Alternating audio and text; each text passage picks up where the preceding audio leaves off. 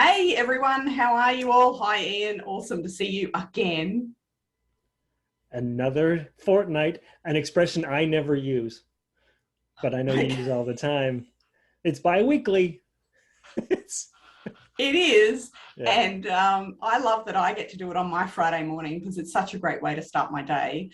And I love the topic we've chosen today. Well, I can't say we've chosen it. I'm going to go with you chose this one this week. I did. This is a little bit all me at the moment.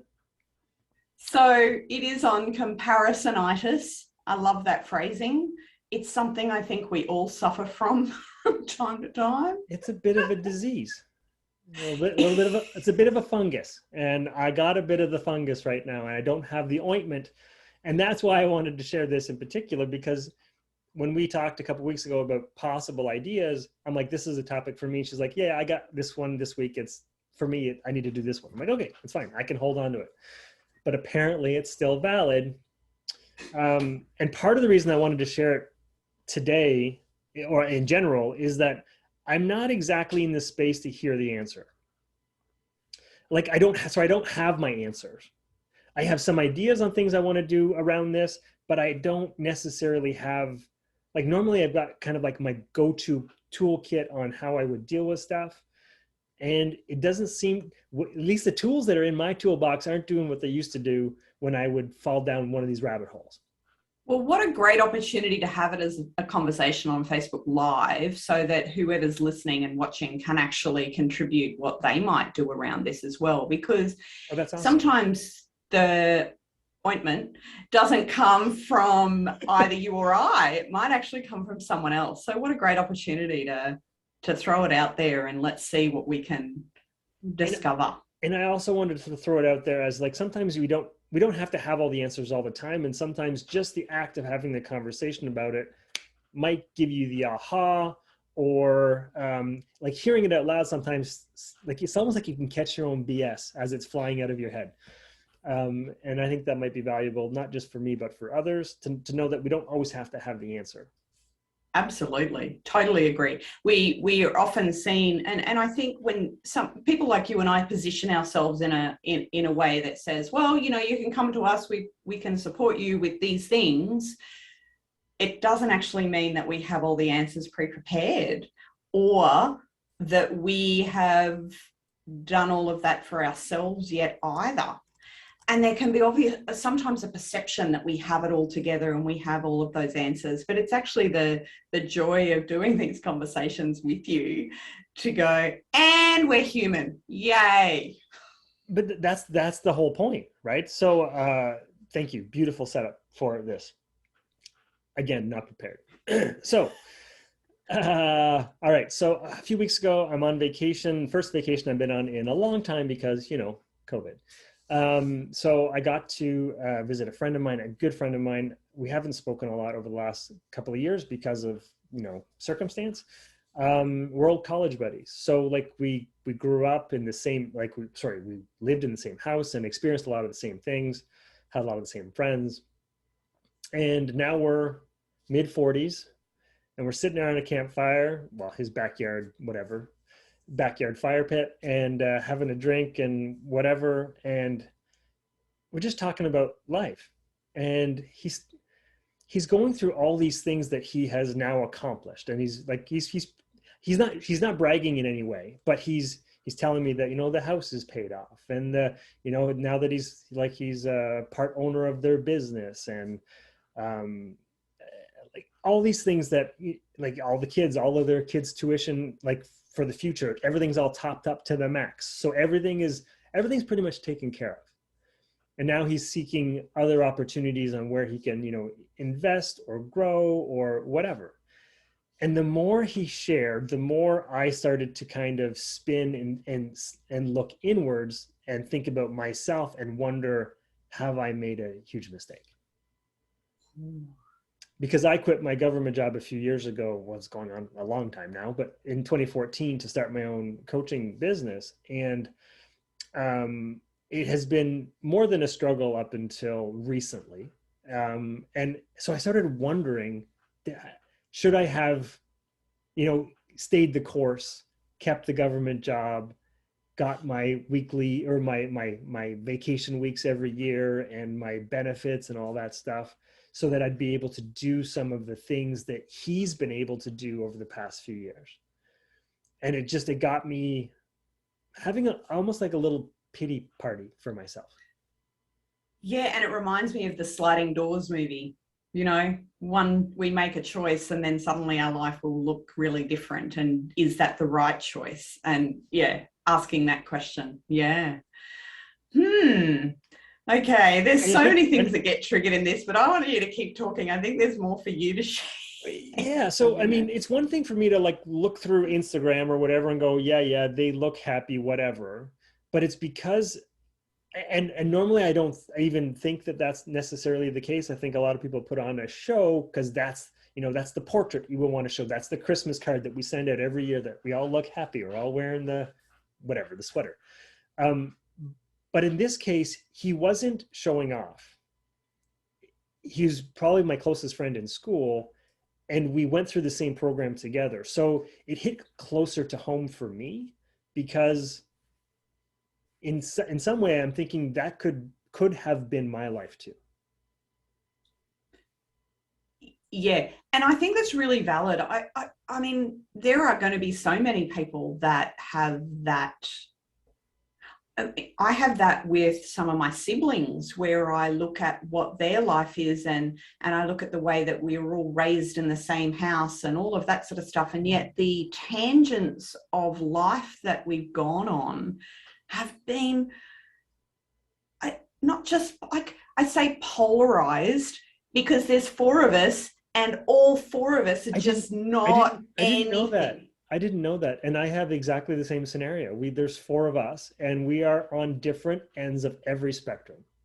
It's like, it's not just poles. What would we with four? How do you get 4 poles? I don't know how that works. I don't know. But yes, there are 4. That's awesome. So that comparison is certainly something I've done with my siblings. And I've actually been a bit guilty of doing it in the opposite version.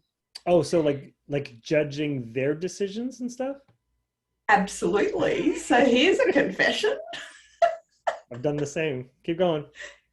It's that thing of, well, look, I've been married for nearly 30 years and I've got this gorgeous daughter that's studying in academia and is going to be a vet, and oh my God, that's just all amazing. And I've got this business that's been running well for 12 years and I've traveled. And the other one, well, I don't know, she had a kid with, well, I don't know who he was. I don't even know if she knows who he was, and had to move back home. And like you could set up the scenario and just keep it going. Another one got married, had 2 kids, got divorced, took ages to get married again, and now I don't know, like still not fully aware of who they are and what they're doing.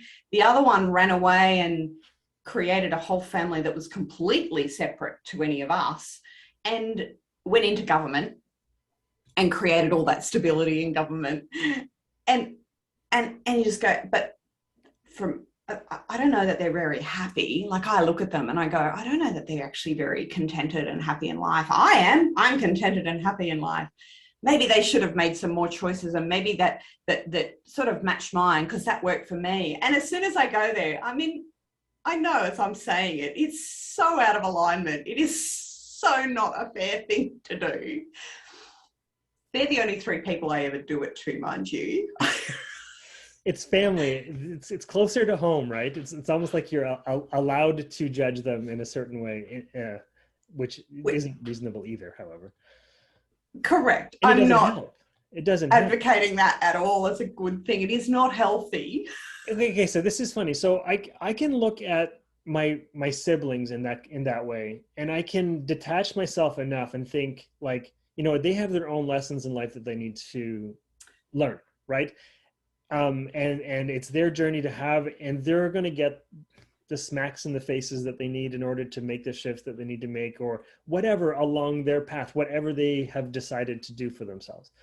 But for some reason, because I'm looking at a friend who I probably in some respects care for more than some of my The family, siblings. Yep. like for whatever reason, that seems to strike a nerve. Yeah. So when we get caught in either the, oh, look at everything they've got, maybe I should have done something different to have done that. And I can hear in you, you actually have the full capacity to have stayed in that position. But as soon as I think that, and I sort of say that, I go, oh, but I've also had previous conversations with you where I don't know that you could have actually mentally stayed in that role, in that government job for longer than you did. No, it took me a few quits to really quit. But I was really glad that I did. Right. And like I can do that. Like getting perspective has always been something that served me very well in something like this. And that quitting served me in many different ways. And it's serving what I believe to be my purpose.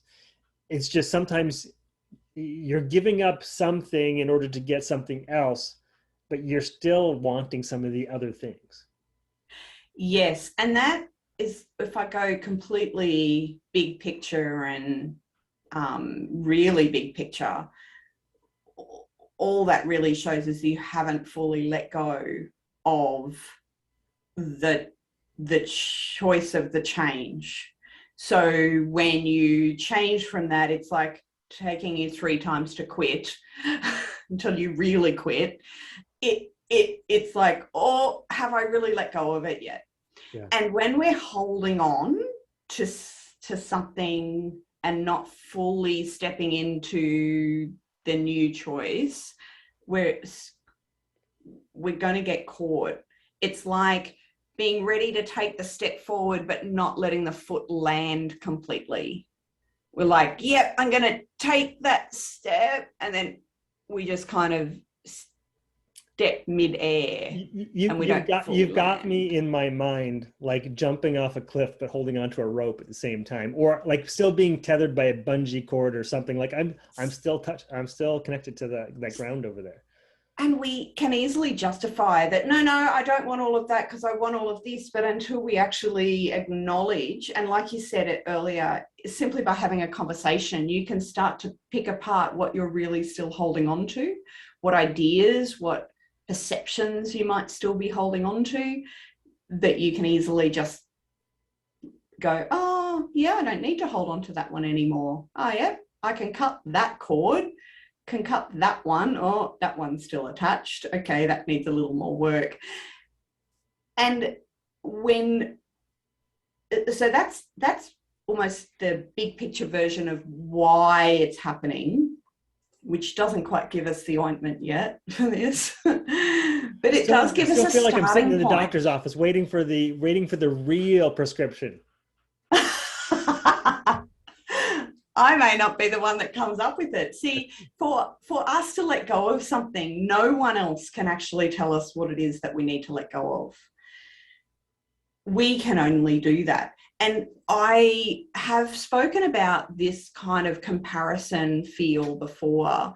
And one of the ideas that I love to offer as a way to do this is to change the idea of comparing to someone else. The opposite of that is to build up our own selves. Mm-hmm. And if we can do something to be our best self, to bring ourselves forward, it changes what we're looking at, because suddenly we're looking. Now, you mentioned it. You said you started looking inward, but you still had the comparison going on because you were looking inward and comparing at the same time. And I also hadn't spoken it outside my head. So that was why I said, I think it's important that we have these conversations to hear our own BS as it comes out. So yeah, that was part of it. And I intentionally didn't share it because I wanted it to come out as unedited as possible.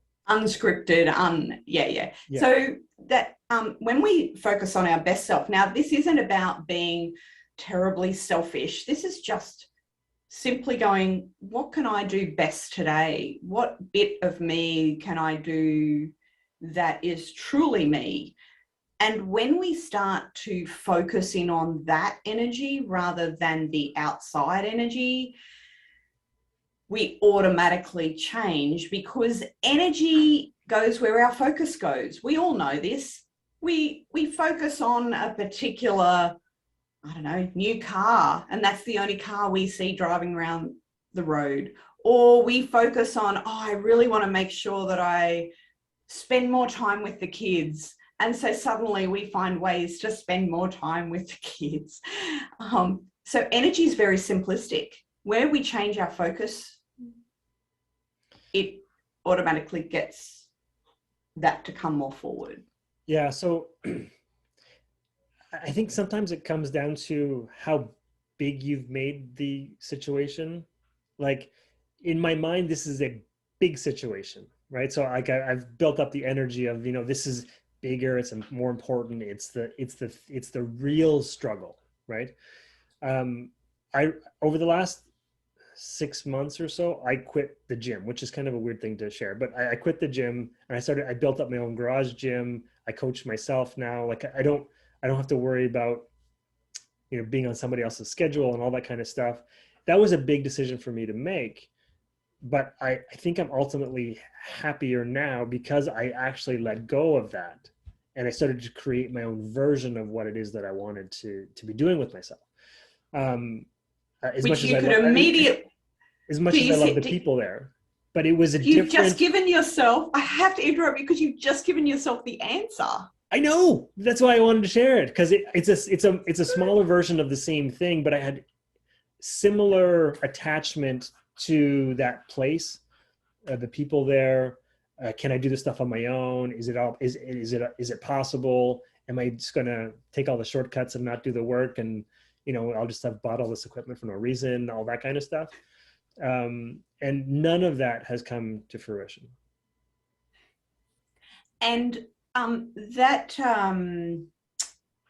the learnings that you've had in the struggles since 2014, and I suspect that there's been more wins than there has been struggles. But within the struggles, there's so much learning and growth and evolution in you because of that. And when you then go back and compare it to your mate, he may not have actually had the advantage of having that growth in his space of Yeah, what he's experienced yet. I mean, I would probably have to have that conversation with him to find out what he thinks of his own journey. Like, and I'm pretty sure he's got some challenges that would revolve around believing that something like that is possible, or like I'm taking what I can get, or it's the best I could do, like that kind of thing. And I took what was given to me, and I ran with it. And I think he's done really well with that. But he may have some struggles in that capacity, whereas that wasn't my challenge. My challenges were more related to my own self-confidence, putting myself out there, and that kind of thing. And having to do the job that I do now, I have to continuously be pushing through those limits. And when you can use that new perspective and the complete letting go, and you can focus in on what your journey is, you will, that will also help you let go more of that comparison, because then you suddenly become unique and you're on your own path. Now, we know these phrases, we see it a lot. You know, walk your own path. Everyone's unique. Everyone's an individual. And yet, isn't it interesting that we kind of want to be like others? We want to go, oh, look what they've got. I want to have that. And we kind of want to match it. And yet we're unique. And we seem to struggle giving ourselves an ability to have our own unique growth stages. Right. So we really have to embrace our uniqueness, which is why I come back to our best self. Because if we Go can ahead, go ahead. really, Tell me what that is. Tell me about my best self. What is that? I need that validation. I need someone else to tell me, so I'm okay with it. well, the best self I'm is teasing. actually when you feel most comfortable. Yeah. You know the little meme that has traveled around where it goes, oh, the magic happens outside of your comfort zone. I've seen many things like that. Many, many. Well, I'm a bit of a rebel, and I go, It's always magic happens when you are completely in your comfort zone because you're being your best self. Mm. You are completely aligned, you're in the center, you're grounded, you're right in the middle of your best self. That is when you are completely comfortable. Now, there are going to be very unique things that you do to get yourself into a very comfortable position. Just in your mind and your heart and just what you instinctively want to do. When you're in that space, I guarantee you are doing your best self. Mm. And that is so unique for every single person. I personally, when I need to come back into my best self, I organize things, I plan things, I get very detailed. I like to create micro tasks. Now, for others, it seems like a ridiculous thing to do. It would stress them out. But when I do that, it allows me to feel really, really comfortable. It makes me feel like all is right with the world. And as soon as I feel that, then my shoulders drop. I feel like I can just show up. I don't have to prove anything because I've already felt that comfort and I'm feeling good in my own skin. And that's your best self when you get to that point. Yeah, so that resonates really well. And as you're speaking, somebody that I've had many conversations with has added to the comments. And Nice. it's in having conversations with people like that where I'm not necessarily having to prepare something on the spot. Like it's innate. Like it comes through. It doesn't necessarily have to be anything that I prepare. I mean, it's nice if I prepare something, but I know that the je ne sais quoi, the whatever, the thing in the like whatever, like it's already in there. I don't even need to give it a name, right? And you're No, right. it's That's the when whatever happens in that moment. And that was just the perfect thing to happen in that moment. And you didn't know that it was going to happen, that yeah, thing. exactly. And I And even that's your remember, best self. reading a book a couple of years ago, and it was talking about strengths and weaknesses and how we often focus a lot of our energy and attention on trying to fix those weaknesses or bring those weaknesses up, right? And this book is kind of like, yeah, not so much. Just focus on what you do really, really well, like and highlight those. There's nothing wrong with trying to better yourself in other areas, but like make your concentrated effort on your strengths and shine. Let those shine. One of the best things we ever did when my daughter was in high school was she was brilliant at maths. So she did tutoring in maths, like she was tutored in maths, not for any of her other subjects, but because she had a tutor for the best subject in her, for her, all the rest of her subjects naturally got better. Elevated. Yeah. Yeah. And that's that same theory. And I was sitting in a networking room when I heard someone present on this and present that idea. And I was like, yeah, that's right. And I went, oh my God, I need to coach. My daughter needs coaching in maths because that's her best asset. And so let's get that improved. And then everything else naturally improves. So I've seen that in action with her, but we also see that in our action when we choose what makes you your best self, which is your choice in 2014 to become a coach. That brings out your best self. Yeah. And the more you do that, and the more you learn that, and the more you practice that, the more you won't have to feel like your world is compared to anyone else's, because it will just be you, uniquely you. Yeah.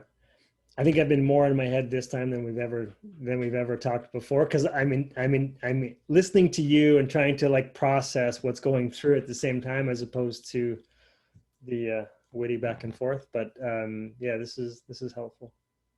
Cool. Yeah, look, and I think I just want to reiterate that we all suffer from this more often than we probably give ourselves credit for. In that I think that we may not, one post on Facebook may not, we might be able to go, oh yeah, that's just your best version of yourself. Yeah, that's just your prettiest photo, whatever. But when we have 1,000 of those and we happen to be feeling a bit under, okay, I may just be talking about me in here, but I think this happens for everyone. When we are just a little bit not feeling the confidence in the day, or it's a bit of a harder day, and now we've seen the 1,000 photos of how fabulous everyone else is, it can start to chip away at us. So I think it's really important to make sure that we come back to focus on ourselves rather than to constantly shift that focus away from outside and coming back to that internal. And I think we kind of get into that doom scrolling mode on our phones, right? Through whatever social media app that you've got going on. And I'm being reminded that I shouldn't be there. Like it's not producing anything of value to me unless I'm going for a specific reason. But just to scroll and to see and then to go, oh, there it is again, and start to spiral down, right? So it's recognizing that this isn't serving me right now, and that I need to make a shift in what I'm doing and how I'm doing it, so that I don't focus outward and I focus inward. Yes, that's exactly it. So that would be the prescription.